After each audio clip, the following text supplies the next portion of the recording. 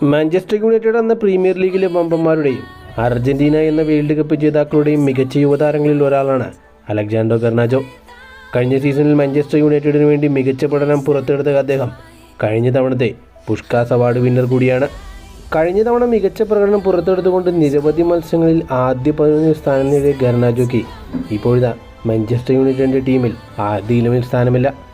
അവസാനം കളിച്ച 10 മാഞ്ചസ്റ്റർ യുണൈറ്റഡിൻ്റെ മാച്ചുകളിൽ ഒരു മത്സരത്തിൽ മാത്രമാണ് അലക്സാൻഡ്രോ ഗർനാച്ചോയ്ക്ക് ആദ്യ 11 സ്ഥാനം ലഭിച്ചത്. യുണൈറ്റഡിൻ്റെ പുതിയ കോച്ചായി എത്തിയ റൂബൻ അമോറിമിൻ്റെ പ്ലാനിൽ അദ്ദേഹം ഇല്ല എന്നതാണ് ഇപ്പോൾ നമുക്ക് മനസ്സിലാക്കാൻ സാധിച്ചത്. ഇപ്പോഴത്തെ മാഞ്ചസ്റ്റർ യുണൈറ്റഡ് ഈ ജനുവരി ട്രാൻസ്ഫർ വിൻഡോയിൽ അദ്ദേഹത്തെ വിൽക്കാൻ ശ്രമിക്കുന്നുണ്ടെന്നാണ് പുതിയ റിപ്പോർട്ടുകൾ. സീരിയയിലെ വമ്പൻ ക്ലബ്ബുകളിലൊന്നായ നപ്പോളി അദ്ദേഹത്തെ സൈൻ ചെയ്യാൻ ശ്രമിക്കുന്നുണ്ടെന്നുമാണ് റിപ്പോർട്ടുകൾ വന്നിരിക്കുന്നത്. ഏകദേശം 40 മില്യണോ അതിനു മുകളിലുള്ള തുകയ്ക്കായിരിക്കും മാഞ്ചസ്റ്റർ യുണൈറ്റഡ് ഗർനാച്ചോയെ വിൽക്കുക.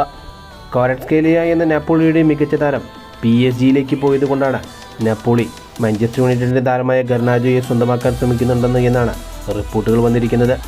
ഗർനാച്ചോയുടെ ഏജന്റ് നാപ്പോളിയുമായി സംസാരിച്ച് ഏകദേശം ധാരണയിലെത്തിയെന്നും ഗർനാച്ചോ നാപ്പോളിയിലേക്ക് പോകാൻ സന്നദ്ധത പ്രകടിപ്പിച്ചുവെന്നുമാണ് റിപ്പോർട്ടുകൾ. പക്ഷേ മാഞ്ചസ്റ്റർ യുണൈറ്റഡിൻ്റെ താരങ്ങളായ ആൻ്റണിയും റാഷ്ഫോർഡുമെല്ലാം ഈ ജനുവരിയിൽ തന്നെ ടീം വിടുന്നതുകൊണ്ട് ചിലപ്പോൾ ഈ ഡീല് വൈകാൻ സാധ്യതയുണ്ടെന്നും റിപ്പോർട്ടുകൾ പറയുന്നു.